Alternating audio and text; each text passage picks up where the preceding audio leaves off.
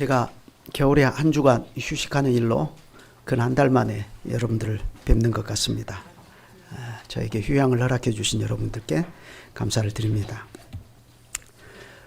지난 주일에 이어서 마가복음의 다음 본문을 우리가 살펴보겠습니다. 예수님께서는 요한이 잡힌 후 본격적으로 하나님 나라의 왕으로서 그 직무를 시작하셨습니다. 하나님께서는 아들의 방식으로 인간 역사에 마침내 들어오시고 그 활동을 시작하십니다. 그렇기 때문에 이제부터는 옛 선지자들이 예고하던 하나님의 시간입니다. 이제부터는 왕의 시간입니다. 이제부터 하나님의 통치가 시작됩니다. 그러니 예수님께서는 이와 같이 전하셨습니다. 때가 찼고 하나님 나라가 가까웠으니 회개하고 복음을 믿으라. 여러분, 예수님의 이 요구는 절대적인 요구입니다. 예수님께서는 이 요구 앞에 모든 인생들을 세우십니다. 그러니 모든 인생은 가부간에 주님께서 요구하시는 이 하나님 나라의 요구 앞에서 답을 해야만 합니다. 그런데 실제로 많은 인생들이 주님의 이 요구 앞에서 답을 내놓기를 주저합니다. 물론 고약한 마음으로 복음을 처음부터 거부해버리는 일도 많죠. 그렇지만 또 어떤 이들은 주님의 이 요구 앞에서 적잖이 당황합니다. 왜 그렇죠? 그것은 눈앞의 현실과 주님의 말씀이 다른 까닭입니다. 눈앞의 현실과 주님의 말씀이 달라요. 생각해 보세요. 만일 하나님께서 왕이시고 하나님의 나라가 왔다면 어찌하여 이 세상은 여전히 이렇게 사탄의 폭정 아래서 신음하고 있겠는가? 하나님이 왕이시라면 하나님의 백성은 왜 이렇게 여전히 비참한가? 주님의 말씀처럼 하나님 나라가 가까이 왔다면 의인을 압제하는 악인의 세력은 어찌하여 이렇게도 여전히 건재한가 하는 이런 것들입니다. 이런 문제들에서 해답을 얻지를 못하는 거예요. 그러니까 사람들이 주저합니다. 그런데 여러분, 이 문제는 그대로 오늘 우리들의 문제이지 않습니까? 왜냐하면 실제로 이 문제가 오늘날 우리가 성경과 사도들이 전하는 복음을 그대로 받아들이는 데 있어서 가장 큰 장애 요소가 되는 까닭입니다. 성경은 분명히 하나님은 살아계시다 하고 그렇게 말합니다. 그 하나님께서 이 세상을 주관하시며 다스리신다고 말합니다. 그런데 실제로 세상은 악이 지배하는 것처럼 보입니다. 성경이 전하는 것과 너무나 다르게 선의 원천이신 하나님은 세상 어디에서도 잘 보이지가 않아요. 온 세상을 하나님께서 다스리신다 하는 이 성경의 진술과 너무 다르게 오히려 세상은 미국이나 러시아나 중국 등 힘 있는 각국의 지도자들에 의해서 세상이 움직이는 것처럼 보입니다. 그런 현실에서 하나님이 세상을 통치하신다 하고 선포하고 회개하고 복음을 믿어라. 그러니 이게 마음이 썩 달갑게 느껴지지 않는 거죠. 그런 것은 그냥 기독교라고 하는 흔해 빠진 종교에서는 하는 말이지 이렇게 생각하기가 쉽습니다. 그래, 바로 이게 우리 자녀 세대가 복음을 받아들이는 데 있어서 그들이 혼란에 빠지는 가장 중대한 요인 가운데 하나가 아니겠습니까? 실제로 그 당시 예수님으로부터 이 복음의 메시지를 들었던 그 당시 유대인들도 상황이 똑같았습니다. 그들은 자기들의 조상이 약 600년 전에 바벨론 포로로 끌려가서 그 포로 생활을 했던 쓰라린 경험을 가지고 있었습니다. 예루살렘이 파괴되고 이스라엘 백성의 시체가 길거리에 나뒹굴었을 때 이스라엘 백성들은 어떻게 생각했죠? 하나님이 우리도 버리시고 성전도 버리셨구나 하고 이렇게 생각했습니다. 물론 그들은 나중에 귀환했고 성전을 재건했습니다. 그러나 하나님께서 재건된 성전에 돌아오셨다 하는 징후는 어디에서도 찾을 수가 없었습니다. 오히려 포로에서 귀환했고 성전도 재건했는데 여전히 이스라엘은 이방의 압제 아래 있었고 하나님의 대적자들은 여전히 성전을 망가뜨리고 있었습니다. 하루 이틀 그런 것을 보고 사는 것이 아니죠. 수십 년, 수백 년 대를 이어서 그런 일들을, 그런 현실을 마주하고 살아야 되는 까닭에 거기에 그만 지쳐서 모든 희망을 잃어버린 유대인들이 속출했습니다. 그래서 그들은 그러한 현실에서 이방 문화의 통치와 이방 문화의 미혹에 굴복돼서 배교에 자기 자신을 맡기고 살아가고 있었습니다. 그런 현실에서 때가 찼고 하나님 나라가 가까웠으니 회개하고 복음을 믿으라 하니까 이 말이 그들에게 어떻게 들렸겠어요? 실제로 보면 그 당시 유대인만 아니라 오늘날 우리까지도 그들에게는 하나님 나라가 가까이 왔다 하는 이 주님의 선포가 도무지 실감이 나지 않는 것입니다. 실감 나지 않아요. 우리는 실감 됩니까? 하나님 나라가 가까이 왔다. 이걸 실감하고 사신가요? 실감이 잘 안 돼요. 그러니 어떤 현상이 우리에게서 벌어지죠? 한편으로는 예수를 믿습니다. 오늘 우리들의 얘기예요. 한편으로는 예수를 믿어요. 그런데 또 한편으로는 여전히 악이 지배하고 있는 이 세상을 가능하면 편하게 느끼면서 살아가려고 합니다.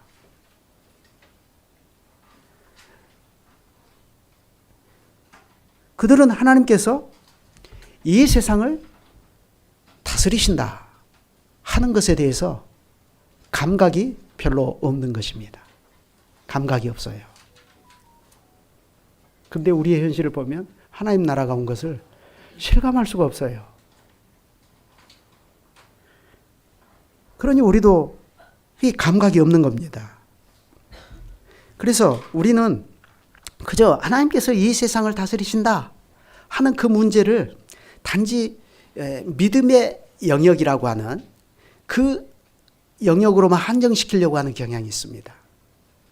그래서 우리가 예수 그리스도를 하나님 나라의 왕이시라 하고 고백하는 것은 나중에 죽을 때에 천당에 가는 용도로만 사용하려고 하는 경향들이 아주 많습니다. 요한이 넘겨진 후 예수님께서는 분명히 때가 찼고 하나님 나라가 가까웠으니 회개하고 복음을 믿으라 하셨습니다. 방금 말씀드린 것처럼 이 주님의 메시지가 대개는 많은 사람들에게 실망으로 다가왔지만 그러나 미약하나마 믿음을 가지고 이 말씀을 듣는 사람들에게는 이 말씀이 과거 하나님께서 선지자들을 통해서 하신 말씀을 생각나게 만들었습니다. 여러 말씀이 있지만 거기 강설 요약지에 있죠. 이사야가 전했습니다. 만군의 여호와께서 시온산과 예루살렘에서 왕이 되시고 그 장로들 앞에서 영광을 나타내실 것임이라. 또 스가랴도 전했죠. 여호와께서 천하의 왕이 되시리니 그날에는 여호와께서 홀로 하나이실 것이요 그 이름이 홀로 하나이실 것이며. 악의 세력이 겉보기에는 승리하는 것처럼 보입니다. 우리가 사는 세상은 확실히 그렇지 않습니까? 그렇지만 하나님께서 이때의 선지자로 약속하신 이 말씀은 땅에 떨어지지 않았습니다. 예수께서 때가 찼고 하나님 나라가 가까웠다 하고 선포하셨을 때 홀로 하나이신 여호와께서 인류 역사 한가운데를 뚫고 들어오셔서 그분이 홀로 왕이 되십니다. 물론 그렇다고 해서 당장 하나님 나라가 완전히 실현된다는 뜻은 아니에요. 물론 왕이 오셨기 때문에 하나님 나라가 가까이 온 것은 사실입니다. 그렇지만 정확히 말씀드리면 그때는 하나님 나라가 배아 상태로 왔다는 것입니다. 배아 상태로. 배아라는 말이 뭔 말인지 부모님들 자녀들에게 잘 설명해 주세요. 마치 그렇기 때문에 농부가 그때는 자기 밭에 가져다 심은 겨자씨 하나처럼 하나님 나라가 왔어요. 그럴지라도 이건 확실한 실체입니다. 이것은 분명히 살아 움직이며 역사하는 하나님의 능력이에요. 그래서 예수님께서는 이것을 뭘로 설명하셨죠? 여자가 가루 서말 속에 넣은 누룩에다 비유하셨습니다. 누룩이 가루 서말 전체를 부풀게 해버리는 것은 시간 문제일 뿐입니다. 과연 그렇지 않습니까? 하나님 나라의 왕이신 그리스도께서 세상에 오셨습니다. 그러니 이 예수 그리스도의 인격과 사역에서 하나님의 나라가 세상에 등장했다라고 하는 것은 그 징후가 곳곳에서 보이기 시작합니다. 어디에서 보입니까? 예수께서 오셔서 사탄의 왕국을 곳곳에서 무너뜨리시면서 승리하고 계시다 하는 징후가 예수님의 사역 전반에 걸쳐서 나타나요. 예수께서 귀신을 명하여 잠잠하라, 그에게서 나오라 하시니까 그대로 됩니다. 무엇을 말합니까? 그때 사탄이, 귀신이 조용히 나왔습니까? 경련을 일으키면서 두려워하면서 나왔습니다. 그럼 뭘 얘기하죠? 사탄의 왕국이 하나님 나라의 왕이신 예수 그리스도 한 분에 의해서 혼비백산하는 모습입니다. 예수께서 모든 병자들을 향해서 깨끗함을 받으라, 네 죄가 사하여졌느니라 하시니 그대로 됩니다. 벙어리에게 열려라 하시니까 그대로 됩니다. 죽어 누워있는 소녀에게 달리다굼 하시니까 그대로 됩니다. 심지어 예수님이 십자가에 못 박히시고 무덤에 장사 되셨을 때 그때를 한번 생각해 보십시오. 안식 후 첫날 주님의 무덤을 찾았던 여인들에게 천사가 와서 전한 소식은 실로 놀랍지 않습니까? 그가 여기에 계시지 않고 그의 말씀하시던 대로 살아나셨느니라.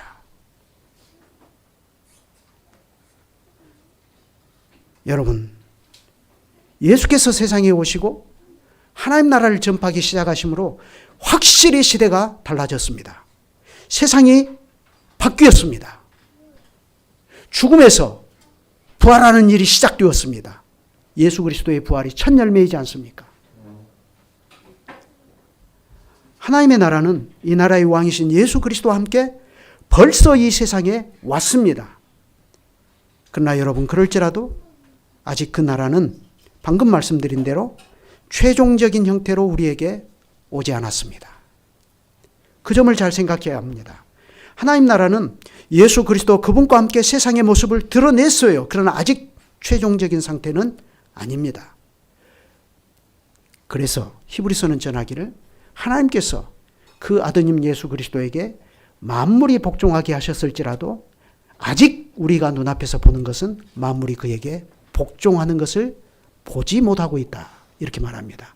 거기서 하나님의 왕이심에도 불구하고 여전히 악의 세력이 세상을 장악하고 있는 것처럼 보이는 이 혼돈이 발생하는 것입니다.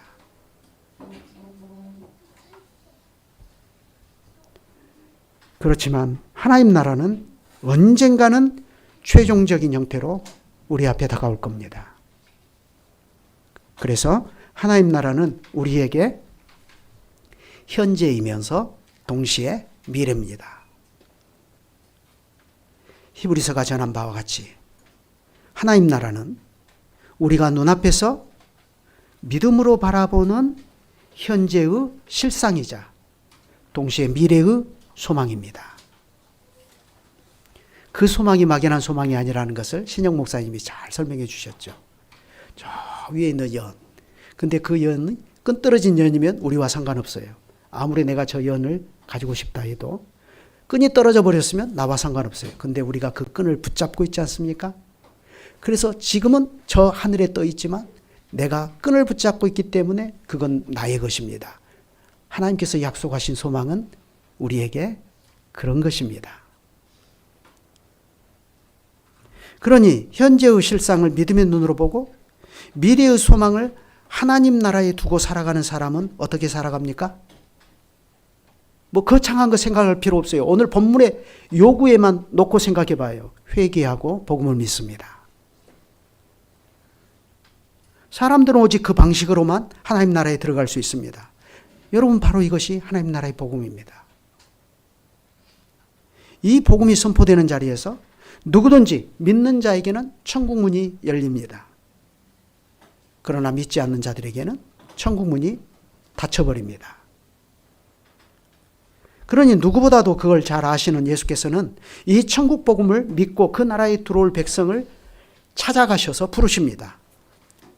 나중에 베드로라고 불리게 되는 시몬과 그의 형제 안드레, 그리고 또 다른 형제인 야고보와 요한이 오늘 본문에서는 그들입니다.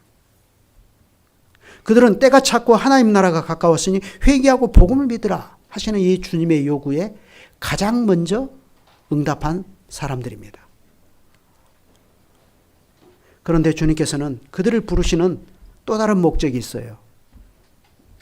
주님께서는 그들에게 친히 말씀하셨습니다. 나를 따라오너라. 무엇 때문에 따라오라는 거죠? 주님의 부르심에는 목적이 있죠. 내가 너희로 사람을 낚는 어부가 되게 하리라. 갈릴리 어부들로 잔뼈가 굵어 있는 그들에게 물고기를 잡는다는 것은 너무나 일상입니다. 그런데 그런 그들에게 이제부터 물고기가 아닌 사람을 낚게 하겠다 하고 말씀하시니까 이게 그들에게 납득이 됐겠습니까? 베드로가 예수님의 말씀을 납득해서 따라갔다고 생각하면 안 됩니다. 그건 야고보와 요한도 마찬가지예요. 어린아이가 궂은 날씨에 천둥 번개가 치는데 부모님의 손을 잡고 바깥 나들이에 나서는 것은 아이가 부모의 말을 이해했기 때문이 아닙니다. 그럼 뭐 때문이죠? 부모를 신뢰하기 때문에 부모의 손을 잡고 그 두려운 길을 나서는 것입니다. 그것과 마찬가지입니다. 시몬과 안드레는 그들을 부르시는 주님의 말씀을 이해해서가 아니라 신뢰하고 순종하여 곧 그물을 버려두고 쫓았습니다. 마가복음에는 이 곧이라고 하는, 즉시라고 하는 이 말이 굉장히 많이 사용되고 있거든요. 왜 그런 줄 아세요?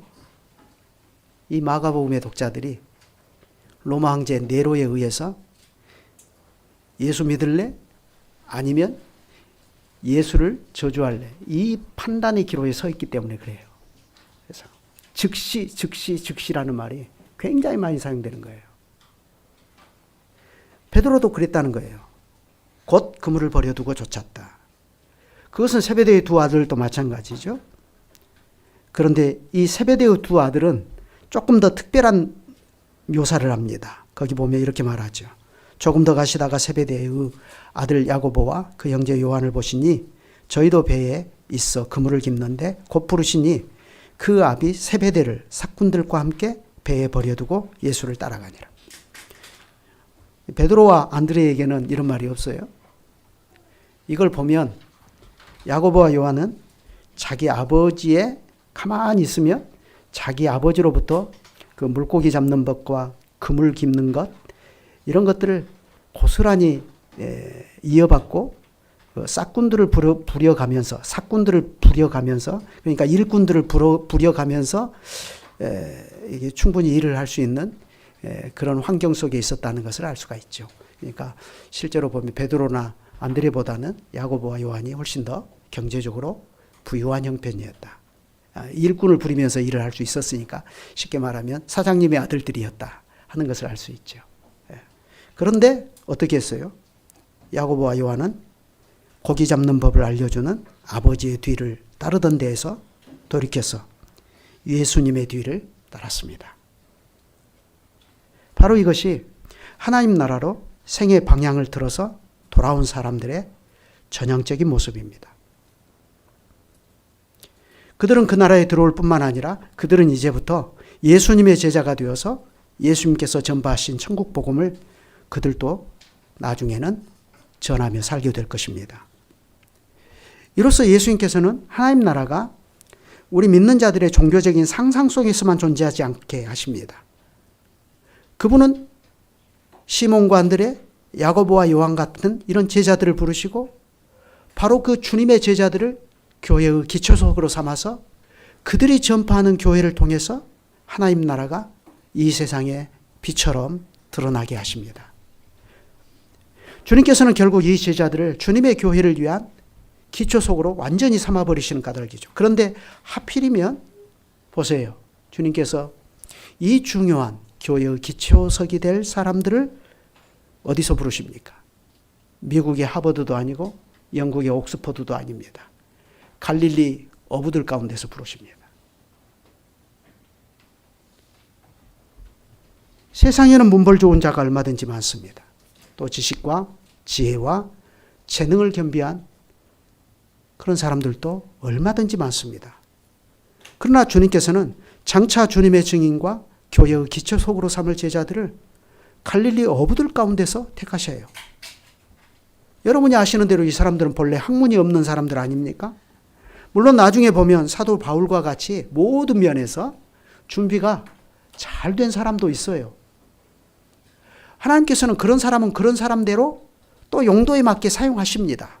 반은 이방인의 피가 섞였고 반은 유대인의 피가 섞였기 때문에 사도 바울은 하나님께서 이방인의 사도로 세우셨고 구약 계시를 하나님의 도움을 받아서 너무나 훌륭하게 잘 해명해서 신약 계시에 접목한 사람이 사도 바울이죠. 사도 바울은 그런 용도로 사용하셨어요. 그렇지만 다른 제자들을 보면 모두가 다 사도 바울처럼 학문이 잘 준비되고 그럴 필요가 없어요.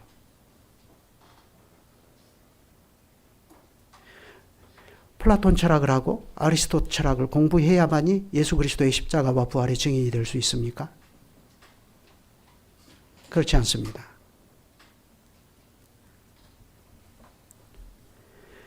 주님께서는 갈릴리 어부들 가운데서 제자들을 부르셨는데 왜 그렇게 한 것이죠? 천국 복음을 질그릇에 담아서 전하려고 그렇게 하신 겁니다. 그리스도의 진리는 그 자체로 세상에 있는 그 어느 보석과도 비교할 수 없는, 죄송하지만 좀 어려운 말을 쓰면요, 미증유의 보석입니다. 미증유의 보석. 어떤 것과도 비교 불가능한 것. 예수 그리스도가 그러한 보석 자체셔요. 그렇기 때문에 이 그리스도의 진리, 이 진리는 화려한 보석을 필요로 하지 않는다 하고 말한 헤르만 바빙크의 지적이 전적으로 옳습니다. 헤르만 바빙크가 그의 설교론에서 그렇게 말했죠. 설교자들이 다 화려한 보석으로 치장되어야만 하는가? 그럴 필요가 없다는 거예요. 그건 지금도 마찬가지입니다. 주님께서는 주님 자신의 진리를 질그릇에 담아서 전하십니다. 사도 바울이 그 이유를 이렇게 말했죠.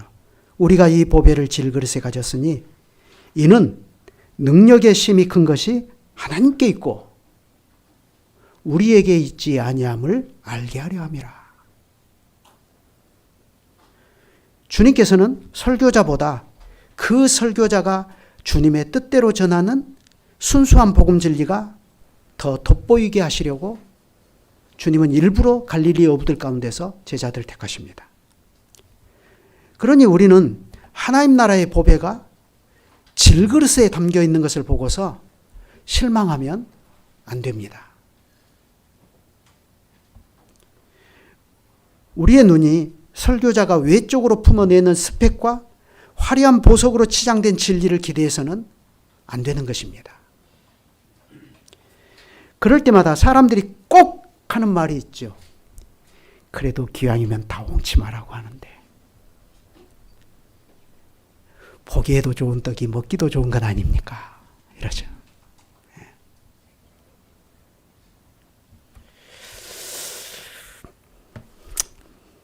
하나님의 뜻이면 하나님께서 그렇게 하실 겁니다. 그러나 대개의 경우는 그렇지 않습니다.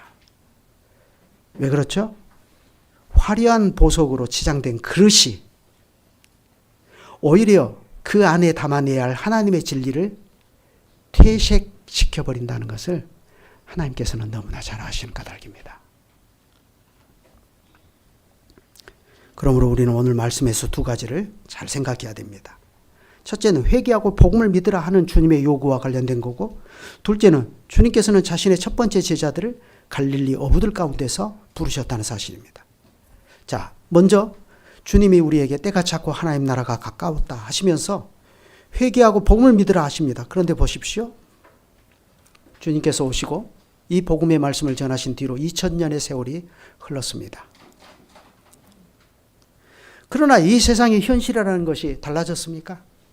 달라진 것 없습니다.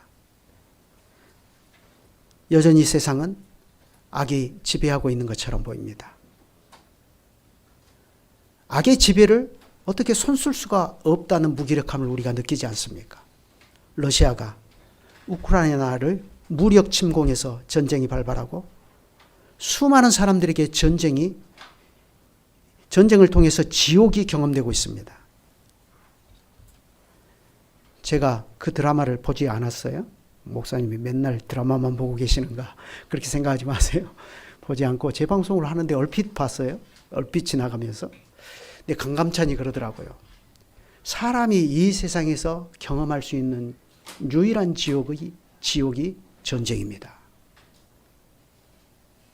그래서 강감찬이 어떻게 해서든지 전쟁을 막아보려고 하는 거죠. 그런데 그런 지옥이 또 최근에는 이스라엘과 하마스 사이에서 발생했습니다.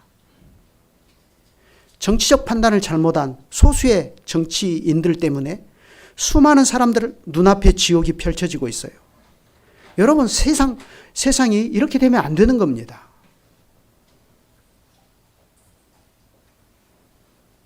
몇 년 전에 미국 군대가 아프가니스탄에서 철수했죠. 그러자 다시 극단주의 이슬람 세력이 탈레반이 아프가니스탄을 다시 장악했는데, 그때 그들이 그 땅을 다시 장악하자마자 무슨 일이 벌어졌습니까? 어떤 여성이 히잡을 쓰지 않은 채로 길거리를 활보한다는 이유로 총으로 쏴서 죽였습니다.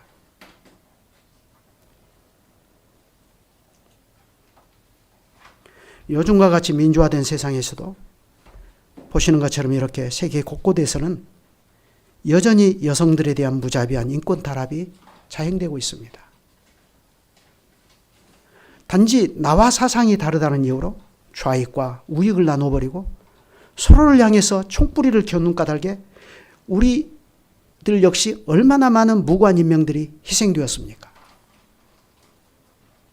지금도 제주 4.3 사건과 여순 사건은 우리 근대사에 깊은 생채기를 남긴 채 우리들에게 남아있지 않습니까? 세상에는 여전히 각종 이데올로기의 가면을 쓰면서 활동하는 야만이 존재하고 있습니다. 심지어 그것은 교회에서도 마찬가지입니다. 어디 그뿐입니까? 여전히 이 세상은 수많은 사람들이 기아와 기근으로 죽어가며 전쟁과 질병, 전염병의 창궐로 세상은 아우성입니다. 그런 현실 속에 우리들에게 예수님께서는 요한이 넘겨주셨다는 사실을 통해서 예수님도 넘겨지실 것을 암시하면서 때가 찼고 하나님 나라가 가까웠으니 회개하고 복음을 믿으라 하십니다. 그리스도께서 고난을 당하여 자기 영광에 들어가게 하시는 것이 하나님의 목적을 이루는 것입니다. 하나님께서 그리스도를 죽은 자 가운데서 도로 살리실 것이기 때문입니다. 그러므로 거룩한 사도는 전하기를 내가 만일 내 입으로 예수를 주로 시인하며 또 하나님께서 그를 죽은 자 가운데서 살리신 것을 내 마음에 믿으면 구원을 얻으리니 하였습니다. 틀림없이 구원을 얻어요. 우리는 그리스도의 십자가와 부활을 깨달은 다음에야 비로소 무엇을 알게 됩니까? 하나님의 주권적인 목적이 너무도 이기적으로 밖에 보이지 않는데 왜 그것이 진리인가 하는 것을 깨닫게 됩니다. 십자가와 부활을 깨달을 때야. 우리가 예수 그리스도를 안다는 것은 결국 그분의 십자가와 부활을 깨닫는 것입니다. 그것이 하나님 나라의 능력임을 깨닫는 것입니다. 그런데 그걸 깨닫지 못하면 수십 년 동안 교회에 다녔다는 그 사람의 관록이 다 필요 없습니다.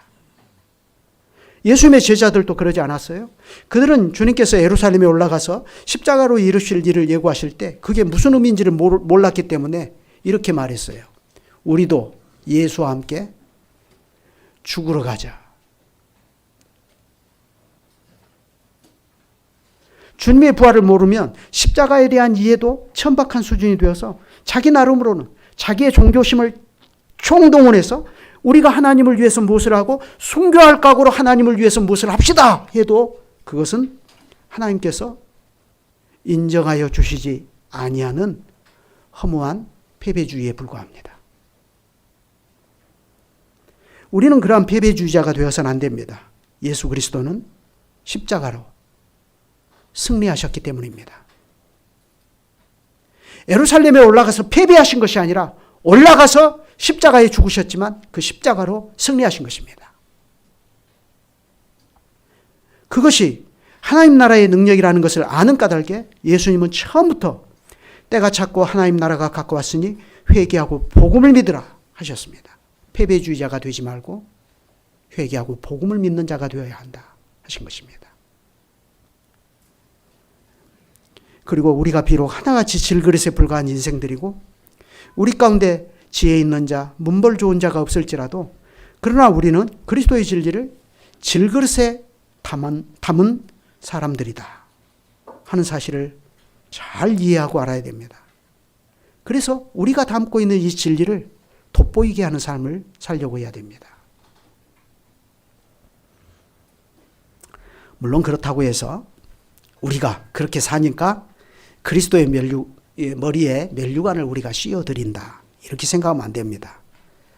하나님의 통치는 질그릇에 불과한 우리들이 순종하느냐 순종하지 않느냐의 여부에 의해서 움직이지 않습니다. 하나님께서 하십니다. 그러니 우리가 할 수 있는 일은 기껏해야 내가 오늘 하나님 편에 서느냐 아니면 사탄의 편에 서느냐 하는 것입니다. 예수님께서 말씀하셨어요. 누구든지 하나님의 나라를 어린아이와 같이 받들지 않는 자는 결단코 그곳에 들어가지 못하리라. 마가복음 10장 15절입니다. 그러므로 누가 하나님 나라에 들어갈 수 있습니까? 회개하고 복음을 믿는 사람들입니다. 그래서 교회의 가장 큰 특징이 뭐죠? 회개하고 복음을 믿는 사람들입니다. 그런데 사실 이러한 교회의 특징이 우리 현실에서 잘 나타나느냐 하면 잘 나타나지 않습니다. 그것은 오늘날 우리가 사는 이 세상의 문화와도 무관하지 않습니다. 왜 그러냐면 이 세상의 문화가 오늘날 죄에 대한 이 죄관이 너무나 얄팍해요. 어떤 신학자는 우리 시대의 문화가 회개에 대한 너무나도 천박한 입장을 가지고 있다 하고 바르게 지적합니다. 회개를 너무 천박하게 이해한다는 거죠. 어떻게 해요? 양심의 가책을 느끼고 한번 하나님 앞에서 울부짖는 것으로 회개를 얼버무려 버리려고 한다는 것입니다. 그래서 실제로 많은 사람들은 자기들이 하나님께 반역했다는 사실에 대해서 감각이 없습니다. 죄를 짓고 세상 풍조에 떠밀려서 하나님께서 주신 큰 구원을 등한히 여기고 살아가면서도 그들은 그것이 하나님 앞에서 얼마나 큰 죄가 되는 것인지 그리고 그것이 얼마나 두려운 결과를 초래할 것인지 거기에 대한 감각이 없이 그냥 살아가는 거예요. 예배가 등한히 됩니다. 강단에서 설교되는 거룩한 복음의 강서를 그들은 잔소리로 듣습니다.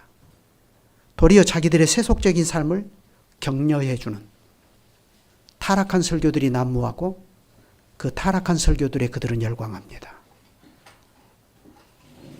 그러나 회개가 과연 그런 것일까요?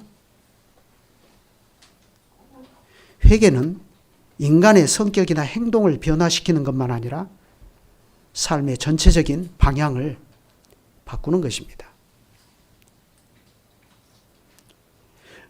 삶의 전체적인 방향을 바꾸는 것. 그게 우리의 현실에서는 교회에서 내가 다른 형제들보다 스스로 낮은 자리로 내려가는 것을 의미할 수도 있습니다.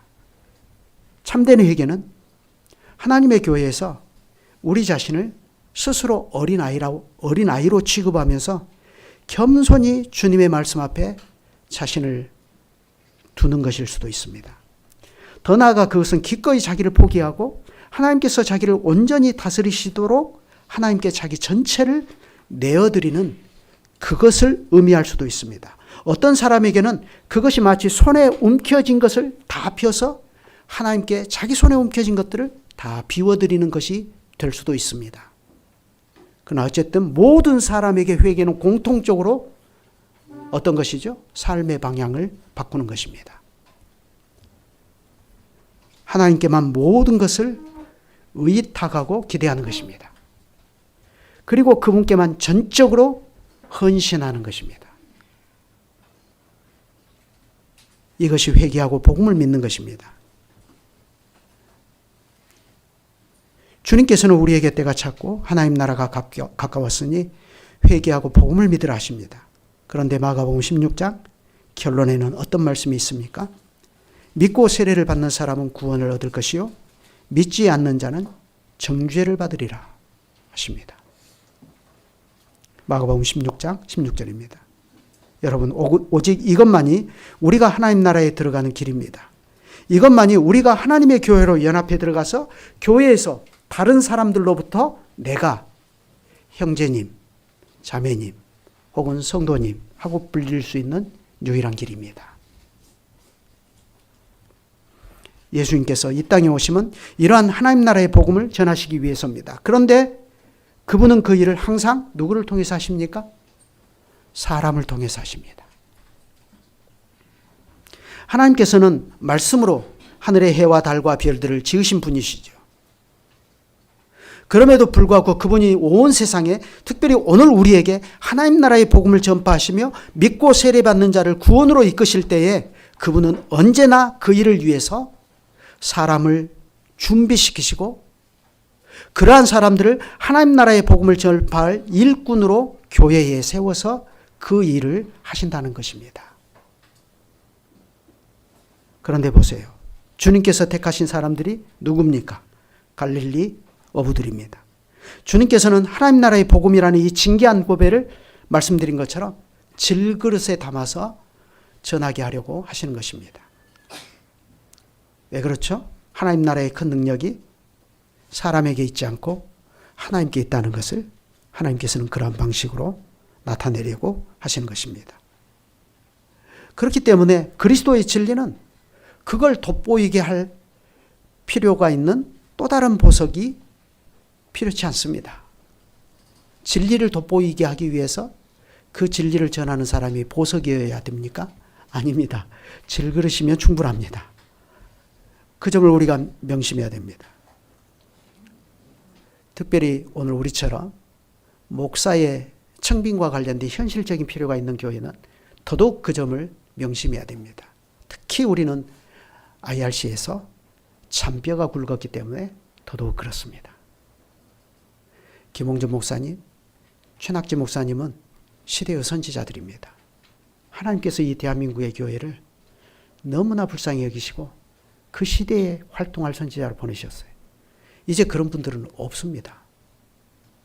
어디 가서 그런 분들을 찾으시겠습니까? 명심하십시오. 주님께서는 배움이 없는 갈릴리 어부들 가운데서 이 천국 복음을 전파할 주님의 종들을 택하셨습니다. 그들은 질그릇입니다. 그런데 이 질그릇은 그냥 질그릇이 아니에요. 질그릇인데 분명한 특징을 가지고 있습니다. 어떤 특징이죠? 자기를 부인하고 자기 십자가를 지고 주님을 죽는 자리까지 따라가는 질그릇입니다. 회개한 질그릇이죠. 회개하고 복음을 믿으면서 그 복음을 순종하고 또 순종해 나가는 그러한 질그릇입니다. 그렇다면 오늘 우리에게 과연 이러한 회개가 있습니까? 우리는 오늘 또 이러한 회개로서 우리 주 예수 그리스도를 붙잡고 있습니까? 우리가 회개하고 복음을 믿는다는 것은 단순한 종교적인 심리 현상이 아닙니다. 이것은 예수께서 그리스도이시며 살아계신 하나님의 아들이심을 믿는 것이고 그분이 지금도 하나님 우편에서 우리를 다스리고 계시다는 사실을 즐거워하는 것입니다. 그걸 감각하며 살아가는 것입니다. 아, 주님이 통치하신다. 주님이 다스리신다. 그 주님의 능하신 손에 내 인생이 있고 우리들의 일생이 있구나. 하나님의 생명싸개 안에 우리가 담겨 있구나. 그걸 즐거워하는 것입니다. 따라서 이 믿음은 오직 우리의 마음과 우리의 의지와 우리의 정서와 실제로 눈의 시선을 우리의 유일한 중보자이신 예수 그리스도 그분께만 두는 것입니다. 그리고 무엇보다도 이 믿음은 우리 주 예수 그리스도께서 우리에게 약속하신 이 보이지 않는 세상, 곧 영원한 하나님 나라와 그 나라에 대한 약속을 굳게 붙잡는 것입니다. 믿음은 사람을 흑암에서 구원하여 빛의 나라, 곧 하나님께서 사랑하시는 아드님의 나라로 옮기실 뿐만 아니라 바로 그 흔들리지 않는 나라에서 나를 지지해주고 안식하게 해주는 것입니다. 주님께서는 오늘 또 이 복음과 함께 우리에게 너는 나를 따라오너라 하고 부르십니다. 그렇다면 어디를 보더라도 도무지 불가능에 가까운 이 삶을 가능하게 해주는 힘이 무엇일까요? 어떻게 이 불가능한 세상에서 우리는 주님을 따라갈 수 있습니까? 주님께서 말씀하셨습니다. 이것을 너희에게 이르면 너희로 내 안에서 평안을 누리게 하려 함이라. 세상에서는 너희가 환난을 당하나 담대하라. 내가 세상을 이기었노라. 그래 주님으로부터 이 담대한 복음을 받은 요한도 전했습니다. 대저 하나님께로서 난 자마다 세상을 이기느니라. 세상을 이기는 승리는 이것이니 우리의 믿음이니라. 여러분 이것이 때가 찼고 하나님 나라가 가까웠다 하는 것을 알고서 회개하고 복음을 믿는 것입니다. 이렇게 혈과 육으로는 얻을 수 없고 오직 우리 주님으로부터 선물처럼 받게 되는 참된 회개와 믿음은 우리의 생의 방향을 돌이켜서 하나님께로 향하는 것입니다. 그렇기 때문에 우리는 하나님이 주신 그 믿음으로 여전히 악이 지배하는 것처럼 보이는 세상에서도 넉넉히 우리 앞에 펼쳐지는 하나님의 나라를 우리의 오감으로 감각하면서 그 나라에 소망을 두고 이 눈물 골짜기를 지나갈 수 있는 것입니다. 기도하시죠.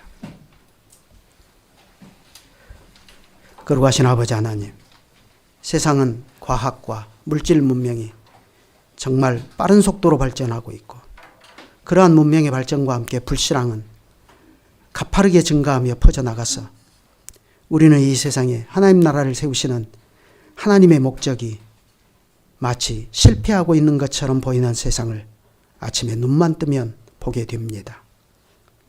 그럴지라도 그러한 세상에서 주님은 질그릇에 불과한 우리를 부르시고 그리스도 안에서 하나님 나라의 한 자리를 차지하게 하실 뿐만 아니라 이제는 우리도 그리스도를 붙잡아 하나님 나라를 증거하며 살게 하십니다.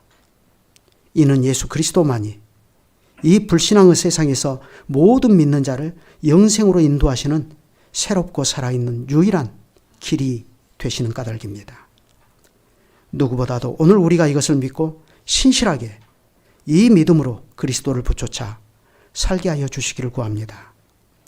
우리들의 안과 밖에서 모든 것이 이 믿음을 반대하더라도 저희는 우리를 위하여 세상에 오시고 십자가에 죽으시고 부활하시고 지금 하나님 우편에서 만물을 다스리시는 그리스도로 말미암아 하나님 나라가 이미 우리 가운데 온 것을 생생하게 믿으며 그 나라의 백성으로 이 때를 살아가게 하시고 또 마침내 그리스도께서 약속대로 다시 오셔서 우리 앞에 펼쳐주실 영원한 주님의 나라에도 다 들어갈 것을 소망하며 살게 하시옵소서. 주 예수 그리스도의 이름으로 기도드립니다. 아멘.